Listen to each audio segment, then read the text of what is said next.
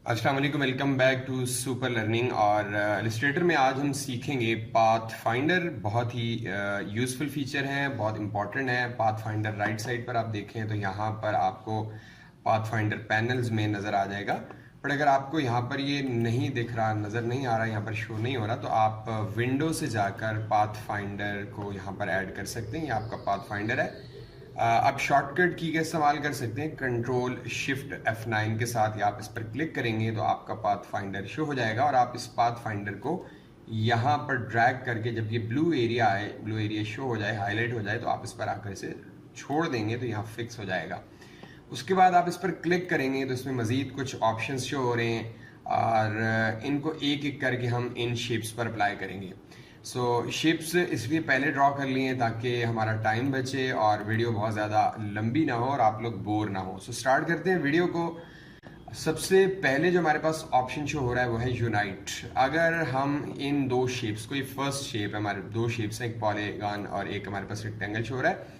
इन दोनों को अगर हम सिलेक्ट करते हैं और सिलेक्शन के बाद यहाँ पर आकर क्लिक करते हैं तो ये क्या होगा कि दोनों शेप्स एक ही कंबाइन शेप बन जाएंगी और जो फ्रंट कलर है वो दोनों शेप्स पर अप्लाई हो जाएगा। देखिएगा, मैंने दोनों को सिलेक्ट किया हुआ है और यहाँ पर आकर क्लिक किया तो ये दोनों शेप्स कंबाइन हो गई और ये एक शेप बन गई है। उसके बाद सेकंड जो हमारे पास शेप्स आ रही हैं इनको हम सेलेक्ट करते हैं और सिलेक्शन के बाद हमारे पास सेकंड ऑप्शन मौजूद है, माइनस फ्रंट। माइनस फ्रंट से मुराद ये है कि आपके पास ये फ्रंट जो ब्लू कलर का पॉलीगन शो हो रहा है ये बैक वाली शेप से माइनस हो जाएगा। अगर मैं इन दोनों को सिलेक्ट करूं, सिलेक्शन के बाद यहाँ माइनस फ्रंट पर क्लिक करूं तो आप देखें जो फ्रंट पे शेप इस शेप के ऊपर आ रही थी वो सारी शेप जो है वो बैक से माइनस हो गई है। थर्ड ऑप्शन जो हमारे पास आ रहा है, अगर मैं इसे सिलेक्ट करता हूँ थर्ड शेप को और थर्ड ऑप्शन हम देख लेते हैं, वो है इंटरसेक्ट। इंटरसेक्ट क्या करेगा कि दोनों शेप्स का जो एरिया कंबाइन है, ऊपर और नीचे जो हिस्सा आ रहा है ये सिर्फ रहेगा और बाकी बाहर की जो शेप्स है वो आपकी जो है वो रिमूव हो जाएंगी, खत्म हो जाएंगी। इंटरसेक्ट पर हमने क्लिक किया तो देखें आपकी जो बाहर वाली शेप्स थी वो खत्म हो गई हैं और दो जो कंबाइंड शेप्स थी उसे इसने एक कर दिया है। नेक्स्ट फीचर हमारे पास जो आ रहा है वो है, आप इसी का ऑपोजिट कर सकते हैं। ये एरिया जो एक दूसरे के ऊपर ओवरलैप हो रहा है, एक दूसरे के ऊपर आ रहा है, वो आपका रिमूव हो जाएगा और बाहर का एरिया आपका बच जाएगा। हम एक्सक्लूड की बात करें, यहाँ पर देखें जो हमारे पास फोर्थ ऑप्शन है वो एक्सक्लूड का है। आप इस पर क्लिक करें तो आप देखें दोनों शेप्स आपकी एक ही शेप है कंबाइन, बट जो ओवरलैप हो रहा था, दोनों शेप्स ऊपर नीचे आ रही थी, वो यहाँ से आपकी क्रॉप हो गई हैं, माइनस कह लें, खत्म हो गई हैं। और जो फ्रंट पे शेप है वो कलर दोनों शेप्स पर अप्लाई हो जाएगा। तो ये चार ऑप्शंस हैं, बहुत ज़्यादा इनका यूज़ है।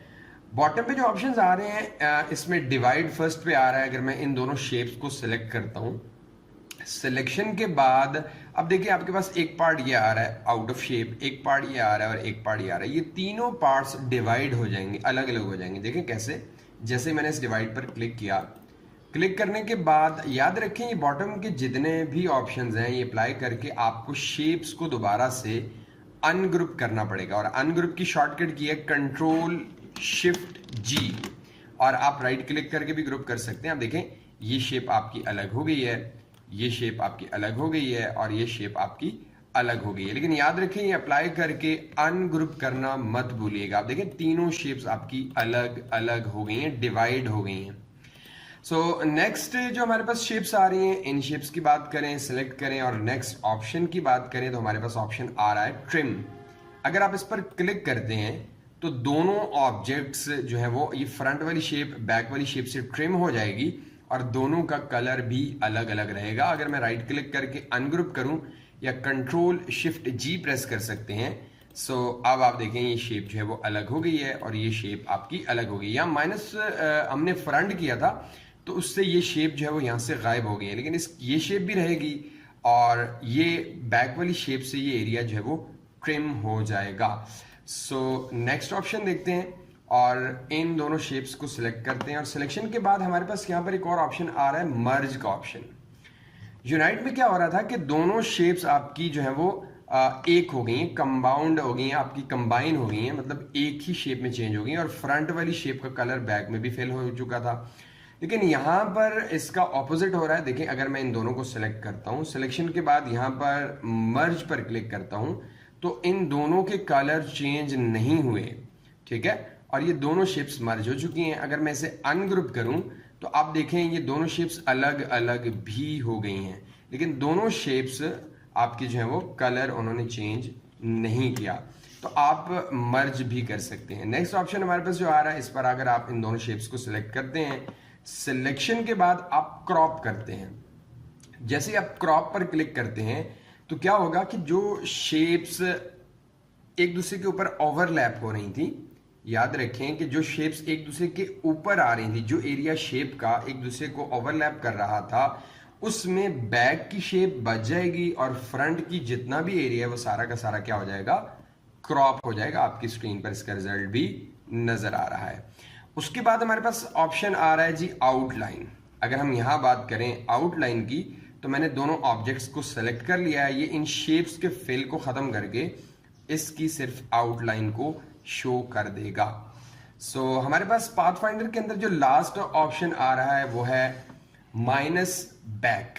यहां पर हमने माइनस फ्रंट किया था, अब यहां पर माइनस बैक। अब फ्रंट पे ये शेप आ रही है और बैक की है, तो बैक का एरिया माइनस हो जाएगा फ्रंट से। सो देखिए सिलेक्ट किया, सिलेक्शन के बाद आपने माइनस बैक किया, तो देखें बैक का जितना भी एरिया था वो फ्रंट वाली शेप से क्या हुआ है, माइनस हो गया है।